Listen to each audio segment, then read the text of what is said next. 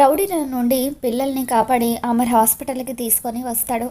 పిల్లలు హాస్పిటల్కి రాగానే బాగి పిల్లల్ని హక్ చేసుకొని ఎంతగానో కంగారు పడిపోతూ, ఎక్కడికి వెళ్ళిపోయారు పిల్లలు, మీరు కనిపించకపోయేసరికి మేమంతా ఎంత టెన్షన్ పడిపోయామో తెలుసా అని చెప్పి బాగి అంటూ ఉంటే, సారీ మిస్ అమ్మ, నిమజ్జనం అవుతున్న వినాయకుడికి దండం పెట్టుకుంటే అంజు త్వరగా కోలుకుంటుందని మనోహరి ఆంటీ చెప్పారు, అందుకే అక్కడికి వెళ్ళాము అని అంటూ ఉంటే, ఏంటి మనోహరి చెప్పిందా అని బాగా షాక్ అవుతూ ఉంటుంది. ఇంతలో మనోహరి అక్కడికి వస్తుంది. పిల్లలు మనోహరికి థ్యాంక్స్ చెప్తూ, చాలా థ్యాంక్స్ ఆంటీ, మీరు చెప్పినట్టుగానే నిమజ్జనం అవుతున్న వినాయకుడికి దండం పెట్టుకున్నాము. ఇప్పుడు మీరే అంజుకి బ్లడ్ ఇచ్చి కాపాడారని తెలిసింది, చాలా హ్యాపీగా ఉందంటీ, థ్యాంక్ యూ సో మచ్ అని చెప్పి పిల్లలు మనోహరికి థ్యాంక్స్ చెప్తూ ఉంటారు. ఇదంతా మనోహరి పన అని చెప్పి బాగి మనసులో అనుకుంటుంది. అసలు ఏం ఎక్స్పెక్ట్ చేసి పిల్లల్ని అక్కడికి పంపించింది, ఏం జరుగుంటుంది అక్కడ అని చెప్పి బాగి ఆలోచిస్తూ ఉంటే అమర్ ఫోన్ మాట్లాడి అప్పుడే అక్కడికి వస్తాడు. అంజుకి ఇప్పుడు ఎలా ఉంది అని అమర్ అడుగుతూ ఉంటాడు.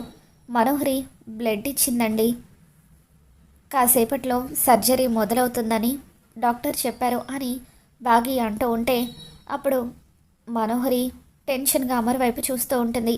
మనోహరి, ఉదయం నుండి అంజు కోసం మేము బ్లడ్ వెతుకుతున్నామని నీకు తెలుసు కదా, మరి పక్కనే ఉండి కూడా నీది కూడా అదే బ్లడ్ గ్రూప్ అని ఎందుకు మాతో చెప్పలేదు అని అమర్ కోపంగా అడుగుతూ ఉంటాడు.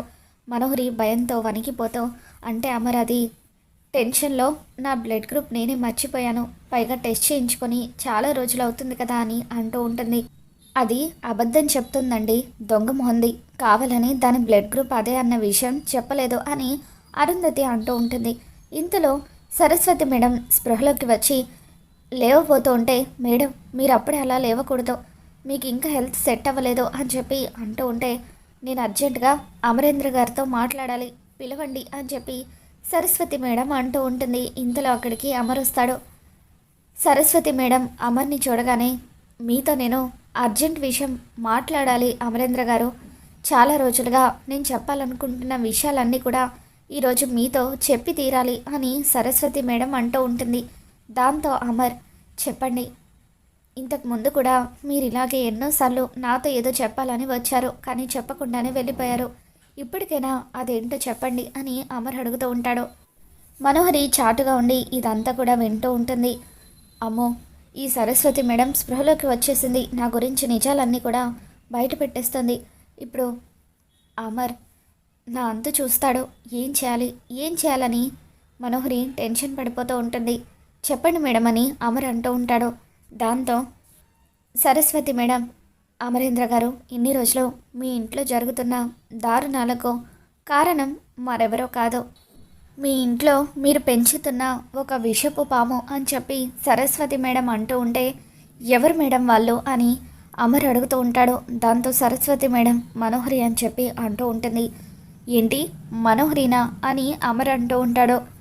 అవును అమరేంద్ర గారు, ఆరు మనోహరి ఇద్దరు కూడా చిన్నప్పటి నుండి కలిసి పెరిగారు, కానీ మనోహరి అరుంధతిలాగా కాదు, తనది స్వార్థపు బుద్ధి, తన స్వార్థం కోసం ఎంతకైనా దిగజారుతుంది అని చెప్పి సరస్వతి మేడం మనోహరి కుట్రలన్నీ కూడా అమర్ ముందు బయట పెడుతూ, ఆరు చావుకు కూడా మనోహరి కారణం అన్న నిజాన్ని చెప్పబోతూ ఒక్కసారిగా స్పృహ కోల్పోతుంది. ఇంతలో డాక్టర్ అక్కడికి వచ్చి ఆవిడ తలకు బలమైన గాయం అవ్వడం వల్ల ఆవిడ ఎక్కువ స్ట్రెస్కి గురయ్యారు, అందుకే ఒక్కసారిగా మళ్ళీ కోమాలోకి వెళ్ళిపోయారు, తిరిగి ఎప్పుడు స్పృహలోకి వస్తారో తెలీదు అని డాక్టర్ అంటూ ఉంటే, డాక్టర్ ఎంత ఖర్చైనా పర్వాలేదు, ఆవిడకు బెటర్ ట్రీట్మెంట్ చేయండి, డబ్బు నేను అరేంజ్ చేస్తాను అని చెప్పి అమర్ అంటూ ఉంటాడు. ఇక రాథోడ్, సార్ విన్నారు కదా సార్, సరస్వతి మేడం ఏం చెప్పారో, ఇప్పుడు జరుగుతున్న దారుణాలన్నిటికీ కూడా కారణం మనోహరి అని ఆ మనోహరిని పెంచిన వార్డెన్ గారే చెప్పారు, దీన్ని బట్టి మీరు అర్థం చేసుకోండి సార్, ఆ మనోహరి ఎటువంటిదో అని చెప్పి రాథోడ్ అంటూ ఉంటే, అమర్ ఉగ్ర రూపంతో మనోహరి దగ్గరికి పరుగున వస్తూ ఉంటాడు. మనోహరి భయంతో వణికిపోతూ ఉంటుంది. ఇప్పుడు నేను ఏం చెప్పి తప్పించుకోవాలి అని మనోహరికి చెమటలు పడుతూ ఉంటే, మనోహరి అక్కడి నుండి ఎస్కేప్ అవ్వాలని ప్రయత్నిస్తూ ఉంటే బాగి మనోహరిని ఆపుతూ, ఆగు, ఎక్కడికి వెళ్తున్నావో ఆయన సరస్వతి మేడంతో మాట్లాడడానికి వెళ్ళారు. కాసేపట్లో నీ గుట్టంతా కూడా బయటపడిపోతుంది అని బాగి అంటూ ఉంటుంది. ఇంతలో అమర్ అక్కడికి వచ్చి మనోహరికి గన్ గురిపెట్టి, చెప్పు, ఇన్ని రోజులు నన్ను ఎందుకు ఇంత మోసం చేశావు? నీ కుట్రలన్నీ కూడా సరస్వతి మేడం బయట పెట్టేశారు అని అమర్ అంటూ ఉండే మనోహరి భయంతో వణికిపోతూ ఉంటుంది. అప్పుడు బాగి, ఇన్ని రోజులకు ఈయనకు నిజం తెలిసిపోయింది అని చెప్పి, చెప్పు మనోహరి, నువ్వు ఏమేమి నిజాలు దాచావో అవన్నీ నీ నోటితో నువ్వే ఒప్పుకో అని చెప్పి బాగి మనోహరితో అంటూ ఉంటుంది.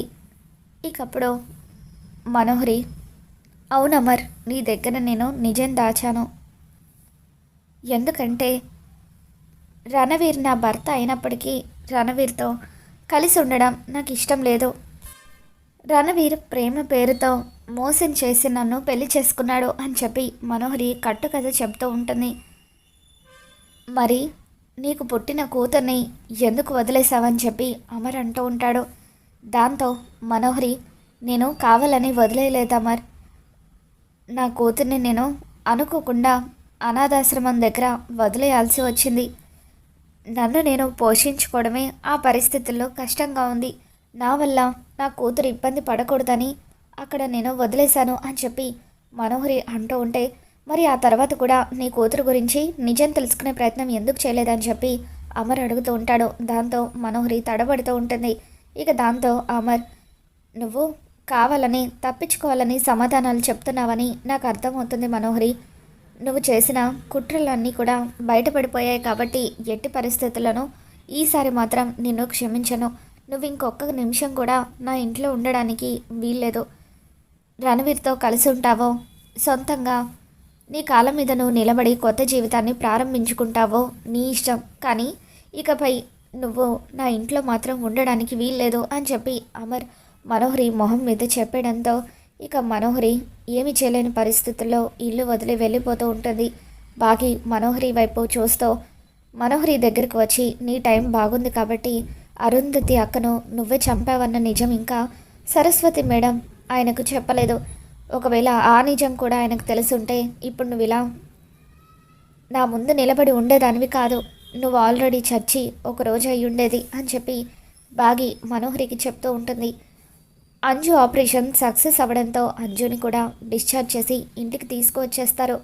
మనోహరి ఇల్లు వదిలి వెళ్ళిపోయిన తర్వాత అంజుకి హారతిచ్చి అందరూ కూడా ఇంట్లోకి సంతోషంగా తీసుకొని వస్తారు. ఇక ఇల్లంతా కూడా మనోహరి వెళ్ళిపోవడంతో కలకల్లాడుతూ ఉంటుంది. ఇక ఇంతలో కాశీ నుండి అమర్ వాళ్ళ అమ్మ నాన్న ఇద్దరు కూడా తిరిగి వస్తారు. వాళ్ళిద్దరూ పిల్లల్ని అమర్ని బాగిని చూసి ఎంతగానో ఆనందపడిపోతూ ఉంటారు. ఇంట్లో ఆ మనోహరి లేకపోతే ఎంత ప్రశాంతంగా ఉందో అని చెప్పి అమర్ వాళ్ళ అమ్మ నాన్న ఇద్దరు కూడా మాట్లాడుకుంటూ ఉంటారు. ఆ రాక్షసి ఈ ఇంట్లో ఉండడం వల్ల ఎప్పుడు అమర్కి బాగీకి మనస్పర్ధలే. ఇప్పటికి అది వెళ్ళిపోయింది కాబట్టి వీళ్ళిద్దరి మధ్య ప్రేమ తప్ప అపార్థాలకు చోటు ఉండదు అని చెప్పి వాళ్ళు ఎంతగానో ఆనందపడిపోతూ ఉంటారు. ఇక ఇంతలో ఇంటికి స్వామీజీ వస్తారు. స్వామి, రండి స్వామి, ఏంటిలా వచ్చారు అని చెప్పి అమర్ అడుగుతూ ఉంటే అప్పుడు స్వామీజీ, మీతో ఒక ముఖ్యమైన విషయం మాట్లాడడానికి వచ్చాను అని చెప్పి స్వామీజీ రూపంలో గుప్తా అమర్ ఇంటికి వస్తాడు. ఇక అక్కడికి వచ్చిన తర్వాత, మీ ఇంట్లో అరుంధతి అనే అమ్మాయి చనిపోయింది కదా, ఆ అమ్మాయి అస్థికలు నదిలో కలపాల్సిన టైం వచ్చేసింది. ఈ విషయం గురించి మా గురువుగారు మీతో చెప్పమని నన్ను ఇక్కడికి పంపించారు అని చెప్పి స్వామీజీ వేషంలో ఉన్న గుప్తా అంటూ ఉంటాడు. ఇక దాంతో, అలాగే స్వామీజీ, మీరు చెప్పినట్టుగానే తప్పకుండా అస్థికలను నదిలో కలుపుదాము అని చెప్పి నిర్మలమ్మ, సదాశివం గారు ఇద్దరు కూడా అంటూ ఉంటారు. అందరూ కూడా అస్థికలు తీసుకొని కాశీకి బయలుదేరి వెళ్తూ ఉంటారు. ఇక అప్పుడు ఆరు బాగిని చివరిసారిగా కలిసి ఎంతగానో ఎమోషనల్ అవుతూ, బాగి, మేము ట్రాన్స్ఫర్ అయ్యి వేరే ఊరు వెళ్ళిపోతున్నాము, మళ్ళీ జీవితంలో నీకు కనిపిస్తానో లేదో నాకు తెలీదు అని చెప్పి ఆరు అంటూ ఉంటుంది. ఇక దాంతో బాగి, ఏంటో అక్క, మీరు దూరంగా వెళ్ళిపోతున్నారంటేనే ఏదో తెలియని బాధ కలుగుతుంది అని చెప్పి బాగి అంటూ ఉంటే, బాధపడకు బాగి, ఈ సృష్టిలో ఏ బంధం కూడా శాశ్వతం కాదు కదా, అలాగే నేను కూడా వెళ్ళిపోవాల్సి వస్తుంది. పిల్లల్ని, ఆయన్ని, అత్తయ్యని, మామయ్యని అందరినీ కూడా జాగ్రత్తగా చూసుకో అని చెప్పి ఆరు బాగీకి అన్ని జాగ్రత్తలు చెప్పి ఎంతగానో ఎమోషనల్ అవుతూ అక్కడి నుండి వచ్చేస్తుంది. ఇక కాశీలో బాగి వాళ్ళు ఆరు అస్థికలను కలుపుతూ ఉంటారు. ఆరు అక్కడే ఉండి ఇదంతా చూస్తూ అందరినీ చూస్తూ ఎంతగానో ఎమోషనల్ అవుతూ, గుప్తా గారు, నా అస్థికలు కలపగానే మరు జన్మలో నేను బాగి కడుపున బిడ్డగా పుట్టబోతున్నాను కదా, ఈ ఆనందం నాకు చాలు గుప్తా గారు అని చెప్పి ఆరు అంటూ ఉంటుంది.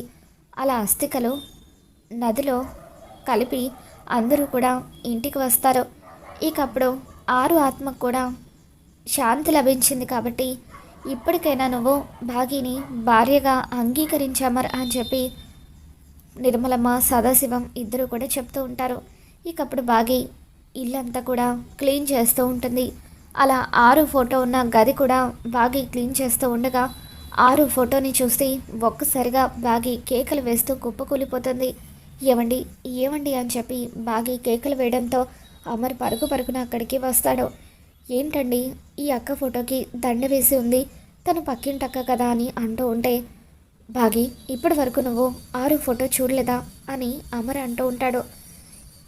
లేదండి, చూడలేదంటే మీరేమనుకుంటారోనని నేను ఇప్పటివరకు ఈ విషయం చెప్పలేదు. ఎప్పుడు అక్క ఫోటో చూద్దామనుకున్నా కూడా మనోహరి నన్ను చూడనిచ్చేదే కాదు అని బాగి అంటూ ఉంటుంది. ఇక దాంతో తను నా అరుంధతి అని అమర్ అంటూ ఉంటాడు. నేను ఇన్ని రోజులు పక్కింటక్కతో మాట్లాడతానని చెప్పేదాన్ని కదండి, ఆ పక్కింటక్క మరెవరో కాదు, ఆరు అక్కే. నిన్ననే మనం అస్థికలు కలిపే ముందు మేము దూరంగా వెళ్ళిపోతున్నాం బాగి, అందరినీ జాగ్రత్తగా చూసుకో అంటూ అక్క నాతో ఎంతో ఎమోషనల్గా చెప్పింది.